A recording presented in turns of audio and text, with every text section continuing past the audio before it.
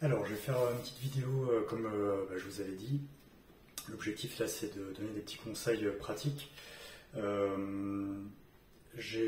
l'instant, il n'y a pas eu de retour, donc souvent en fait, on pense qu'on fait bien les choses, donc c'est pour ça que je vais initier la démarche, puisque souvent, voilà. Je pense que vous pensez peut-être que vous faites bien les choses, peut-être que c'est le cas, mais là, moi aujourd'hui, je vais vous présenter les fondamentaux en musculation très rapidement, parce qu'en fait les bases sont simples, mais elles sont pas aujourd'hui, elles sont malheureusement pas toujours acquises et surtout mises en pratique.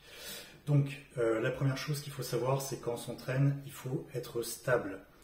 Ça, je l'avais dit sur des vidéos sur les réseaux sociaux, mais il faut être stable, c'est-à-dire c'est quoi la stabilité? C'est être bien en appui sur ses pieds, ça paraît logique. Quand on est couché, par exemple au développé couché, c'est d'être sur ces trois appuis, les pieds, les fessiers contractés qui permettent de protéger le dos et les épaules. Donc les pieds relevés sur les bancs de développé couché, ça ne sert strictement à rien. On pense se protéger le dos, sauf qu'en fait on va surtout créer une instabilité, ce qui va créer une instabilité et potentiellement un risque de blessure sur la partie scapulaire, donc au niveau des épaules. Donc ça c'est absolument à éviter. On a des pieds, il faut les utiliser. On a des muscles en fait qui vont stabiliser les fessiers, ça va protéger vraiment le bas du dos. Donc il faut avoir des fessiers forts et pour le développé couché, ça peut paraître bizarre, on développe les pectoraux, mais il faut avoir une partie basse aussi forte. Donc ça c'est la première chose, la stabilité. Donc quand on est couché, fessiers, les trois appuis, fessiers, épaules et pieds.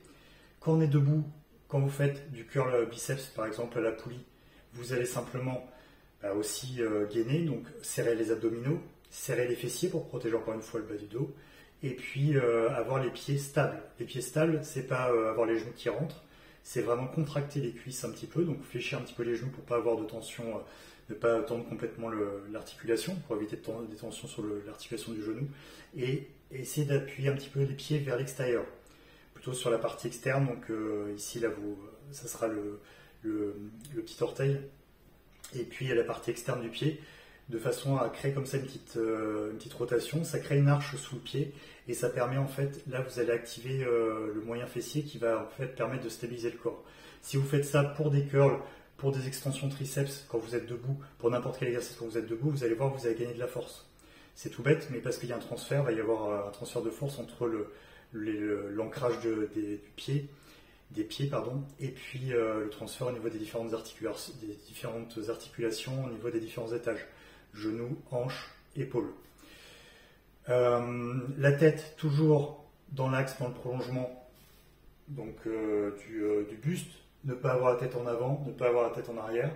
Alors la tête en arrière, éventuellement menton rentré légèrement, ça peut être valable pour protéger, puisqu'en fait le fait de rentrer, vous allez avoir un alignement de la colonne, puisque en règle générale, c'est qu'on a tendance à être un petit peu voûté, un petit peu penché vers l'avant. Donc si vous poussez un petit peu, le simple fait à un moment de se redresser, de redresser la cage, vous allez voir que le menton il rentre naturellement et vous avez un alignement.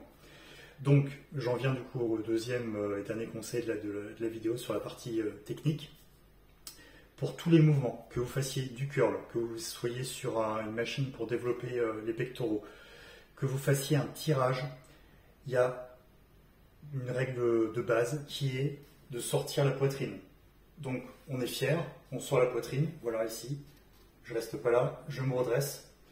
Les épaules, vous voyez que mon épaule naturellement déjà, elle est un petit peu vers l'avant, donc je vais la tirer vers l'arrière et vers le bas.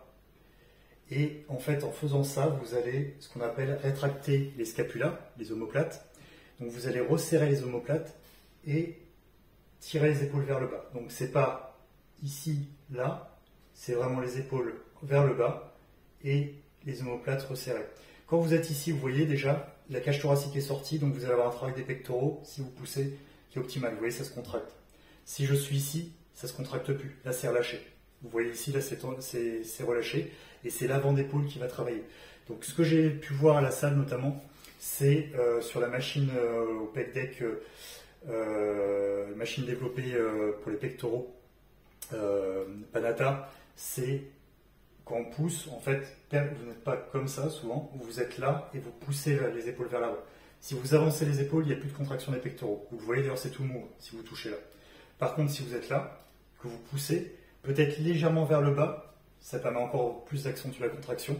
En fait, vous allez avoir une adduction des bras, ce qui va permettre cette contraction musculaire. Voilà, bon, je ne vais pas faire une vidéo trop longue puisqu'on est à 5 minutes. L'objectif c'est de faire, quelque chose de concret et des exemples concrets de choses qui permettent de vous protéger, d'avoir une meilleure connexion cerveau-muscle.